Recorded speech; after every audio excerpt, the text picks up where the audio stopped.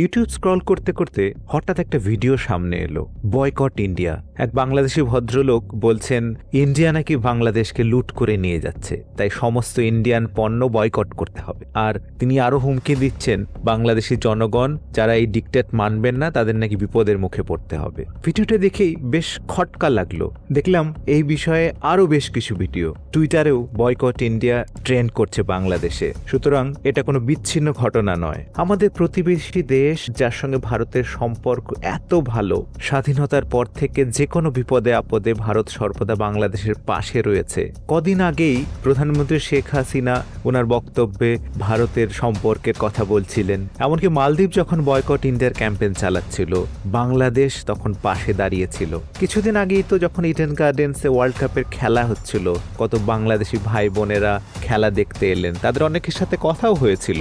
কলকাতায় থাকার সুবাদে অনেক বাংলাদেশি ভাই বোনেদের সাথেই তো দেখা হয়। চিকিৎসার কারণে নানা দরকারে নিয়মিতভাবে তারা আসেন। কখনো তাদের সঙ্গে কথা বলে ইন্ডিয়ার বিরুদ্ধে এরকম বিদ্বেষ তো অনুভব করিনি। তাই বিষয়টা নিয়ে একটু খতিয়ে দেখলাম। সবটা দেখার পর এটাই বুঝতে পারলাম এটা একটা গভীর ষড়যন্ত্রের অংশ।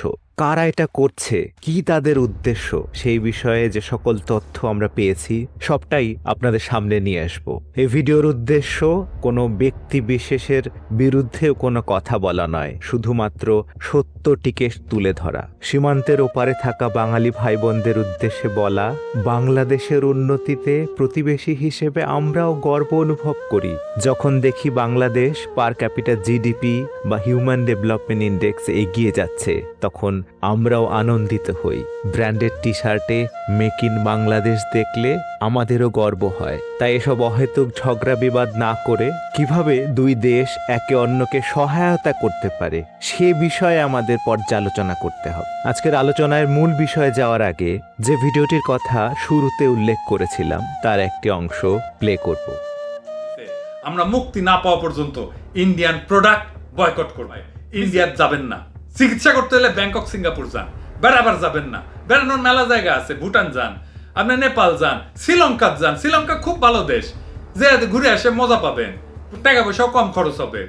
আমরা এমন ব্যবস্থা করব, যদি ইন্ডিয়া যান এমন ব্যবস্থা করব যে গণঘৃণা যেন আপনার উপরে পতিত হয়। এই ব্যক্তি হচ্ছেন পিনাকি ভট্টাচার্য, যিনি আওয়ামী লীগের বিরোধী এবং ইনি সোশ্যাল মিডিয়াতে বিশেষ করে ইউটিউবে এই বয়কট ইন্ডিয়ার মুখপত্র হিসেবে কাজ করছেন। আমরা একটু খতিয়ে দেখতে গিয়ে দেখি বিষয়টি শুরু হয় 8 জানুয়ারি 2024। একটি বিখ্যাত বাংলাদেশি টুইটার হ্যান্ডেল রিভোল্ট নামটা খেয়াল করবেন, এই টুইটটি শেয়ার করে। এতে স্পষ্ট লিখছেন, ভারত বাংলাদেশের বন্ধু নয়, ভারতকে বের করে দাও। এই পোস্টের পর এই চ্যানেলটি ভারত বিরোধী টুইট করতে থাকে। এরপর 18 জানুয়ারি হ্যাশট্যাগ বয়কট ইন্ডিয়ার ক্যাম্পেইন এই টুইটার হ্যান্ডেলই চালু করে। ধীরে ধীরে বেশ কিছু জার্নালিস্ট, বাংলাদেশের কিছু বিশিষ্ট মানুষজন এইসব পোস্টে লাইক করতে থাকে, শেয়ার করতে থাকে। আর তার দেখা দেখি জনগণও ব্যাপকভাবে এটাকে শেয়ার করে। পুরোটা দেখে একটা প্ল্যান্ড সোশ্যাল মিডিয়া ক্যাম্পেইন বলে মনে হয়। আর একটু লক্ষ্য করলেই দেখবেন এর টাইমিংটা হলো ঠিক যখন শেখ হাসিনা প্রধানমন্ত্রী হিসেবে নির্বাচিত হলেন, ঠিক তারপরে 8 জানুয়ারি 2024 শেখ হাসিনা প্রধানমন্ত্রী হওয়ার পরই বিরোধী দল বিএনপি প্রতিবারের ন্যায় নির্বাচনে কারচুপির অভিযোগ তোলে। তাদের অভিযোগ, ভারতের সহায়তা নিয়েই শেখ হাসিনা নাকি নির্বাচনে জয়ী হয়েছে। কিন্তু এটাও জনগণের কাছে বিশেষ গ্রহণযোগ্য হচ্ছিল না। অবশেষে তারা মালদ্বীপ থেকে শিখে ইন্ডিয়া আউটের ফর্মুলা অ্যাপ্লাই করে নিজেদের ভেঙে পড়া দলটিকে বাঁচানোর চেষ্টা করতে থাকে। অর্থাৎ এটা কোনো জাতীয়তাবাদী ক্যাম্পেইন নয়, এটা একটা রাজনৈতিক প্ল্যান্ড সোশ্যাল মিডিয়া ক্যাম্পেইন। আর এর পেছনে রয়েছেন পিনাকি ভট্টাচার্যর মতো ইউটিউবার, সোশ্যাল অ্যাক্টিভিস্ট, যিনি কিনা বিএনপির বড় সমর্থক। কিন্তু এই ষড়যন্ত্র এখানে শেষ নয়। আপনি কি জানেন এটা পরিচালনা করা হচ্ছে বাংলাদেশে বসে নয়, লন্ডন থেকে। আর কে এটি পরিচালনা করছে?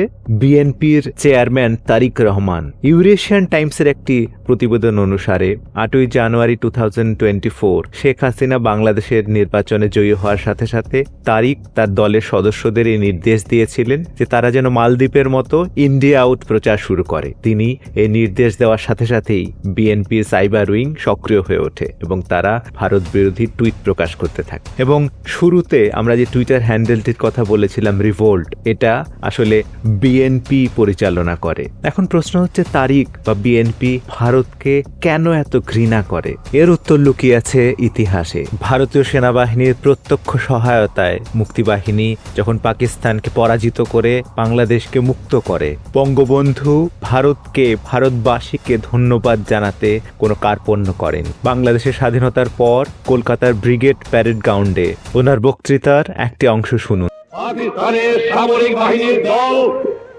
আমার 7 কোটি মানুষের উপর যে অত্যাচার করেছে, দুনিয়ার ইতিহাসে তার কোনো জায়গাতে তা তুলনা হয় না।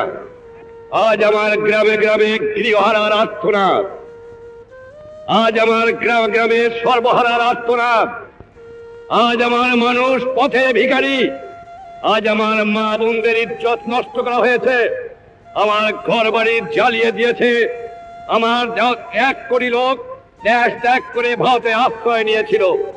সেদিন যদি শ্রীমতী ইন্দিরা গান্ধী, আপনাদের মহান নেতা, ভারতের জনসাধারণ তাদের স্থান না দিত, তাদের খাবার না দিত, তাদের আশ্রয় না দিত, তাদের সান্ত্বনা না দিত, তাদের অবস্থা কি হতো? আমার লোকেরা জাতি ধর্ম নির্বিশেষে বৃদ্ধ থেকে বালক পর্যন্ত সকলেই সংগ্রাম করেছে। সে সংগ্রাম কামিয়াব হতে পারতাম না যে ভারতের জনসাধারণ, ভারতের সরকার, ভারতের সামরিক বাহিনী আর শ্রীমতী গান্ধী নেতৃত্বে এগিয়ে না আসতো। আমার দেবার মতো কিছুই নাই, শুধু আমি এইটুকু দিতে পারি। নিঃস্ব আমি, রিক্ত আমি, দেবার কিছু নাই, আছে শুধু ভালোবাসা, দিলাম শুধু তাই। আপনারা জানেন তারিক মিস্টার জিয়াউর রহমানের পুত্র এবং তার পাকিস্তানের সঙ্গে ঘনিষ্ঠতা, আর সে কারণে ইন্ডিয়াকে তিনি কি চোখে দেখতেন, আর বঙ্গবন্ধু মুজিবুর রহমানের মৃত্যুতে তার কি ভূমিকা ছিল তা আপনারা সবাই জানেন। 2004 সালের 21শে আগস্টের ঘটনাও নিশ্চয়ই আপনাদের মনে আছে। শেখ হাসিনাজির উপর তারিকের মদতপুষ্ট সন্ত্রাসীরা কিভাবে হামলা চালিয়ে তাকে হত্যা করার ষড়যন্ত্র করেছিল। যাই হোক, কোনো ক্রমে তিনি প্রাণে বেঁচে যান, কিন্তু গুরুতরভাবে আহত হন। এই হামলায় আওয়ামী লীগের 24 জন নিহত হয়, আনুমানিক 500 জন আহত। বাংলাদেশের ন্যায়ালয় এই ঘটনার জন্য তারিককে যাবজ্জীবন কারাদণ্ড দিয়েছিল, আর এই সাজা ঘোষণার সঙ্গে সঙ্গে তারিক লন্ডনে পালিয়ে যায়। তারপর থেকে তারিক লন্ডনে বসেই বিএনপি সমস্ত কার্যকলাপ পরিচালনা করছে। অনেকেই মনে করেন বিএনপির সাথে পাকিস্তানের গুপ্তচর সংস্থা আইএসআই এর ঘনিষ্ঠ যোগাযোগ রয়েছে। সমস্ত ডিসিশনই আইএসআই এর সঙ্গে আলোচনা করে নেন তিনি। তাদের মাধ্যমে আইএসআই বাংলাদেশে একটি বন্ধু সরকার বানাতে চায়, যাতে বাংলাদেশের মাটিকে ব্যবহার করে ভারত বিরোধী বিভিন্ন জঙ্গি কার্যকলাপ চালানো যায়, যেটা বর্তমানে আওয়ামী লীগ সরকারের সময়তে সম্ভবপর হচ্ছে না। যাই হোক, এই যে ইন্ডিয়া আউট ক্যাম্পেইন, এর পেছনে আইএসআই রয়েছে, চায়না রয়েছে, বা অন্য কোন কোন বিদেশি শক্তির হাত রয়েছে সেটা বলা এই মুহূর্তে সম্ভব নয়। হয়তো ভবিষ্যতে বেরিয়ে আসবে সবকিছু, কিন্তু এটা 100% নিশ্চিত হয়ে বলা যায় যে এটা কোনো স্বতঃস্ফূর্ত জনগণের আন্দোলন নয়। এটা একটি বিরোধী দল বিএনপির পরিকল্পিত সোশ্যাল মিডিয়া ক্যাম্পেইন, যেটা কিনা লন্ডন থেকে পরিচালনা করা হচ্ছে। তাই এই খারাপ সময়ের মধ্যে বাংলাদেশি ভাই বোনদের উদ্দেশ্যে বলবো যে সতর্ক থাকুন, গুজবে কান দেবেন না।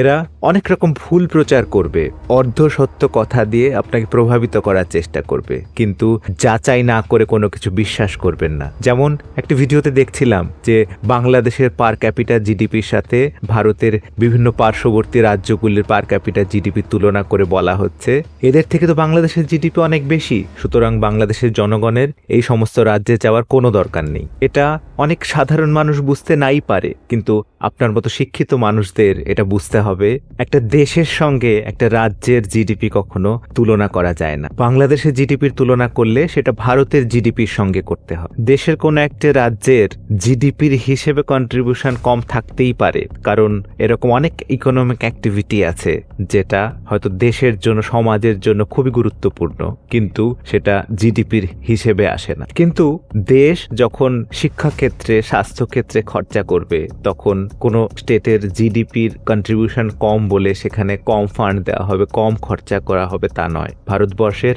প্রতিটি নাগরিক সমান, তারা সরকারি সমস্ত সুযোগ সুবিধা সমানভাবে পেয়ে থাক, সে যে রাজ্যেই থাক। কিন্তু বিষয়টা সেটা নয়, আসল বিষয়টা বাংলাদেশের অর্থনীতি নিয়ে, বাংলাদেশের ইকোনমিক ডেভেলপমেন্ট নিয়ে। পিনাকি বাবু যখন ভিডিওতে বলছেন ভারতের বিভিন্ন রাজ্যের থেকে বাংলাদেশের পার ক্যাপিটা ইনকাম অনেক বেশি, অর্থাৎ উনিও তো স্বীকার করে নিচ্ছেন যে বিগত 2 দশকে বাংলাদেশের অর্থনীতির ব্যাপক উন্নতি হয়েছে। দুই দেশের সুসম্পর্কের ফল হয়তো ভারতেরও হয়েছে, কিন্তু বাংলাদেশেরও কম হয়নি। অন্তত জিডিপি গ্রোথ রেটের হিসেব তো তাই বলছে। অর্থাৎ যারা বয়কট ইন্ডিয়া বলছে তারা বাংলাদেশের এই উন্নতি চায় না। ওরা বলছে বয়কট ইন্ডিয়ান প্রোডাক্ট। আমিও বলছি হ্যাঁ, বয়কট করুন, আপনারা বাংলাদেশে বানান প্রোডাক্ট। আমরাও করেছি, আমরাও করছি মেক ইন ইন্ডিয়া ক্যাম্পেইন, কিন্তু সেটা বয়কট বাংলাদেশি ক্লোথ করে নয়। আর মেক ইন বাংলাদেশ করতে হলে তার জন্য দরকার অনেক প্ল্যানিং, অনেক ইনভেস্টমেন্ট, দরকার রাজনৈতিক স্থিরতা, শিল্পের জন্য, বাণিজ্যের জন্য অনুকূল পরিবেশ। ব্রেন ড্রেন বন্ধ করতে হবে। এই যে শিক্ষিত ছেলেমেয়েরা লেখাপড়া শিখে বিদেশে চলে যাচ্ছে, এটা বন্ধ করতে হবে। তাদের দেশেই কাজের ব্যবস্থা করতে হবে। গ্লোবালাইজেশনের সময়তে বিদেশি পণ্য দেশের বুকে আসার থেকে আটকানো যায় না। ইন্ডিয়াতে অনেকবার চাইনিজ প্রোডাক্ট কেনা বন্ধ করার জন্য ক্যাম্পেইন হয়েছে, কিন্তু তা করেও চাইনিজ প্রোডাক্টের বিক্রি ইন্ডিয়াতে বন্ধ করা যায়নি। এটাই বাস্তব। উদার অর্থনীতির যুগে সব দেশের পণ্যই অ্যাভেলেবেল থাকবে, সেখানে কোনটার দাম কম বা কোয়ালিটি ভালো তার বেসিসে ক্রেতারা ডিসাইড করবেন তারা কোনটা কিনবেন। তাই মেক ইন বাংলাদেশ না করে শুধু ইন্ডিয়া আউট করলে ক্রেতারা অন্য দেশের পণ্য কিনবেন, তাতে চায়নার লাভ হতে পারে, বাংলাদেশের অর্থনীতির কোনো উন্নতি হবে না। ওরা বলছে চিকিৎসার জন্য ইন্ডিয়াতে যাবেন না, দরকার হলে থাইল্যান্ড, ব্যাংককে যান। হ্যাঁ, আমিও বলছি আপনারা ভারতে আসবেন না চিকিৎসার জন্য। এতে ভারতের যে চিকিৎসা ব্যবস্থা সেটা অলরেডি ওভারলোডেড, তার উপর বাড়তি চাপ পড়ে। কিন্তু তা সত্ত্বেও আমরা অ্যাডজাস্ট করে নিই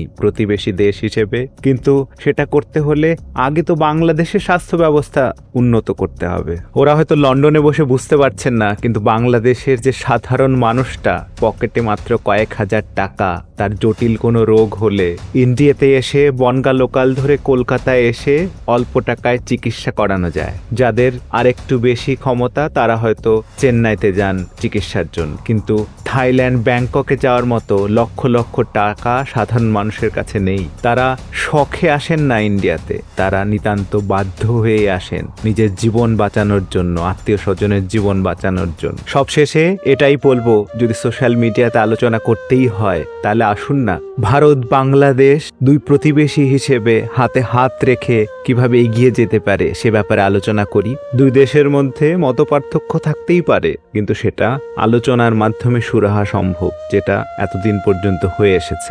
আজকের মতো ভিডিওটি এখানে শেষ করছি। এই বিষয়ে আপনার কি মতামত কমেন্ট বক্সে জানাতে ভুলবেন না। ভিডিওটি ভালো লাগলে অবশ্যই লাইক করবেন, প্রিয়জনদের সাথে শেয়ার করবেন। আপনারা দেখছিলেন সুখ চাবি চ্যানেল। সুখের সন্ধানে সুখ চাবির সঙ্গে থাকুন। নমস্কার।